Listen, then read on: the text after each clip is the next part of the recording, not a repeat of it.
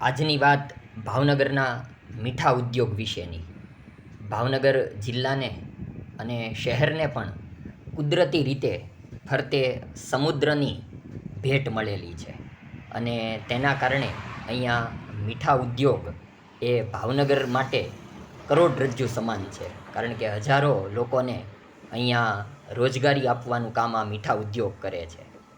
વર્ષોથી મીઠા ઉદ્યોગના અગરો અહીંયા શહેર આસપાસ નારી રોડ, નવા બંદર આજુબાજુ છે.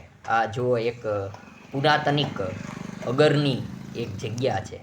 વર્ષોથી ઇતિહાસ છે કે રજવાડા સમયે ભાવનગરમાં કામદાર પરિવારને રાજા મહારાજાએ અહીંયા આગમન કરાવ્યું અને મીઠા ઉદ્યોગનો વિકાસ કરાવ્યો.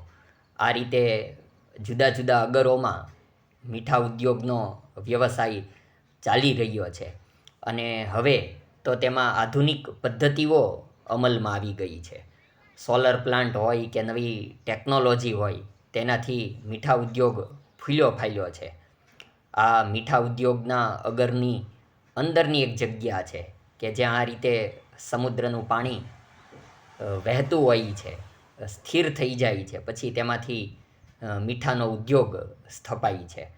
અગરો છે એ જુદી જુદી રીતની સાઇઝ ધરાવે છે. કેટલાક મીઠાના અગરો 50 એકરમાં 1 એકરના હોય છે.